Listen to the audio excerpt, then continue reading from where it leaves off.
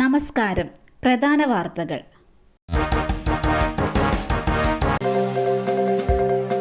Medical college ആശുപത്രിയിൽ വീണ്ടും surgery മാറി ചെയ്തതായി പരാതി. കൈക്ക് പൊട്ടലുള്ള രോഗിക്ക് കമ്പി മാറിയിട്ടു.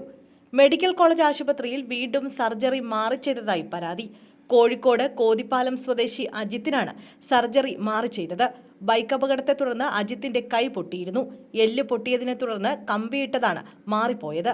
മറ്റൊരു രോഗിക്ക് നിർദ്ദേശിച്ച അളവിലുള്ള കമ്പി അജിത്തിന് നൽകി. പിഴവ് പറ്റിയപ്പോൾ വീണ്ടും സർജറി നടത്താൻ ആവശ്യപ്പെട്ടതായും അജിത്തിന്റെ കുടുംബം പറഞ്ഞു. സംഭവത്തിൽ മെഡിക്കൽ കോളേജ് പോലീസിൽ പരാതി നൽകിയിരിക്കുകയാണ്.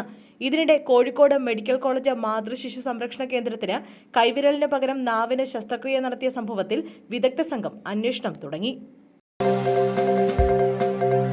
കാറും സ്കൂട്ടറും കൂട്ടിയിടിച്ചു. ദമ്പതികൾക്ക് ദാരുണാന്ത്യം.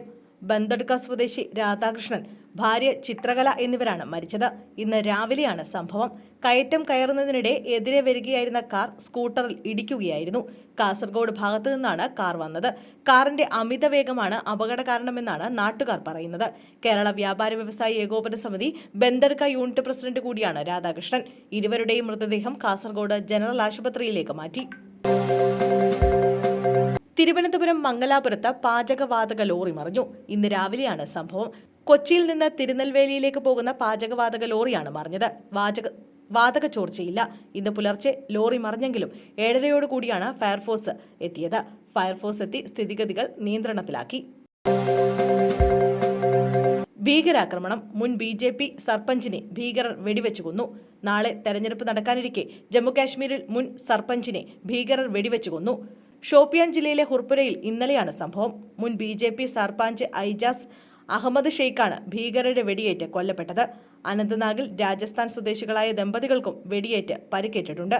അനന്ത്നാഗ് രജൌരി മണ്ഡലത്തിൽ നാളെയാണ് വോട്ടെടുപ്പ്. ജമ്മുകാശ്മീരിലെ ആക്രമണത്തിൽ പ്രതികരണവുമായി നാഷണൽ കോൺഫറൻസ് അധ്യക്ഷൻ ഫറൂഖ് അബ്ദുള്ള രംഗത്തെത്തി.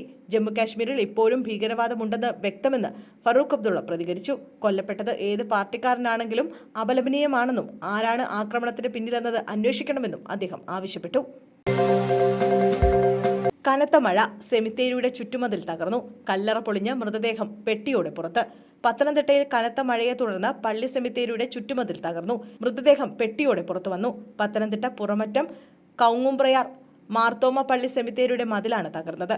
ശവപ്പെട്ടി പിന്നീട് മറ്റൊരിടത്തേക്ക് മാറ്റി. കല്ലറയ്ക്ക് കേടുപാട് പറ്റിയതായി സമ്മതിച്ച പള്ളി അധികൃതർ ശവപ്പെട്ടി പുറത്തുവന്നുവെന്ന വിവരം നിഷേധിച്ചു. എന്നാൽ ഇതിന്റെ ചിത്രങ്ങളും വീഡിയോയും പുറത്തു വന്നിട്ടുണ്ട്.